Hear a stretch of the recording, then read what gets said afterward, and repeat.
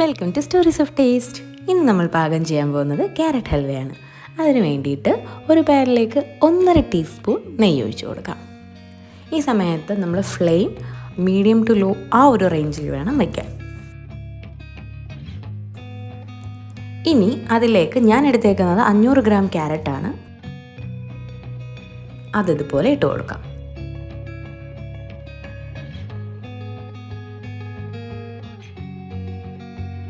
ഇട്ട് കൊടുത്തതിന് ശേഷം നന്നായിട്ടൊന്ന് നമുക്ക് ഇളക്കി കൊടുക്കാം. അതിൻ്റെ ഒരു പച്ച മണമൊന്ന് മാറുന്നവരെ ഒന്ന് ഇളക്കുക.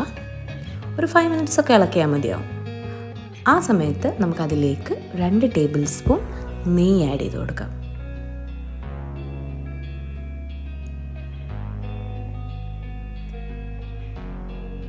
നെയ്യ് ആഡ് ചെയ്തതിന് ശേഷം നമുക്ക് നന്നായിട്ടൊന്ന് ഇളക്കി കൊടുക്കുക. അതായത് നെയ്യ് എല്ലാത്തിലും പിടിക്കുന്ന വിധത്തിൽ ഒന്ന് ഇളക്കി കൊടുക്കുക.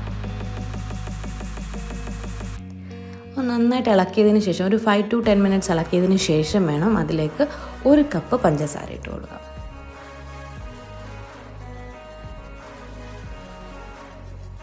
ഈ പഞ്ചസാര ഇട്ടതിന് ശേഷം നന്നായിട്ട് ഇളക്കുക. ഇനി പഞ്ചസാര എല്ലാം മെൽറ്റായി വരും. ഈ ഒരു പരുവത്തിലാവും. ആ സമയത്ത് നമുക്കതിലേക്ക് 3 ടേബിൾ സ്പൂൺ പാല് ഒഴിച്ചു കൊടുക്കാം. പാലൊഴിച്ചതിന് ശേഷം നന്നായിട്ട് ഇളക്കി കൊടുക്കുക. അടിക്ക് പിടിക്കാണ്ടിരിക്കാനാണ് നമ്മളിങ്ങനെ ഇളക്കിക്കൊണ്ടിരിക്കുന്നത്. ഈ സമയത്ത് മീഡിയം ഫ്ലെയിമിൽ വെച്ചാൽ മതി.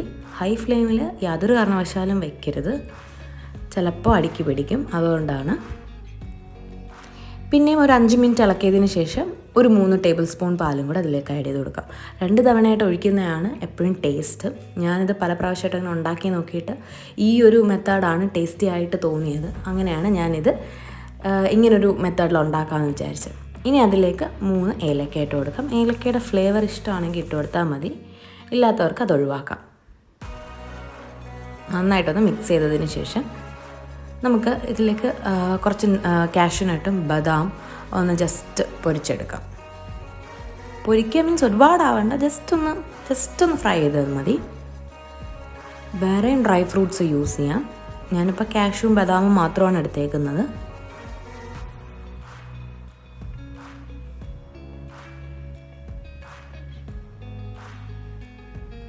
ഒന്ന് ജസ്റ്റ് ഇളക്കി കൊടുക്കുക. അപ്പോൾ ഒന്ന് ജസ്റ്റ് ഫ്രൈ ആവും. അതിനുശേഷം എല്ലാത്തിലും കൂടെ ഒന്ന് മിക്സ് ചെയ്താൽ മതി. വേറൊരു പാൻ എടുക്കേണ്ട ആവശ്യമൊന്നുമില്ല. അപ്പോൾ എളുപ്പമാണ് ഇങ്ങനെ ചെയ്യുമ്പോഴത്തേക്കും. അപ്പോൾ ഇതെല്ലാം കൂടെ ഒന്ന് മിക്സ് ചെയ്ത് കൊടുക്കുക.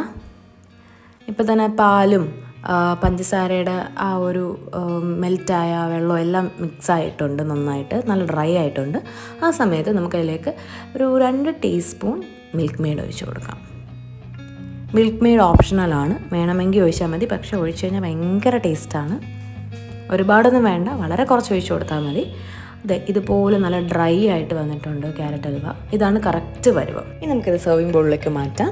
അതിലേക്ക് പിസ്തയൊക്കെ നമുക്ക് ഗാർണിഷ് ചെയ്യാൻ യൂസ് ചെയ്യാം. വളരെ ടേസ്റ്റി ആയിട്ടുള്ള ക്യാരറ്റ് ഹൽവ ഇവിടെ റെഡി ആയി കഴിഞ്ഞു. 8 മുതൽ 10 പേർക്ക് ഇത് സെർവ് ചെയ്യാൻ പറ്റും. സോ എല്ലാവരും ട്രൈ ചെയ്തിട്ട് ഫീഡ്ബാക്ക് കമൻറ്റ് ബോക്സിൽ ഇടുക. Thank you for watching.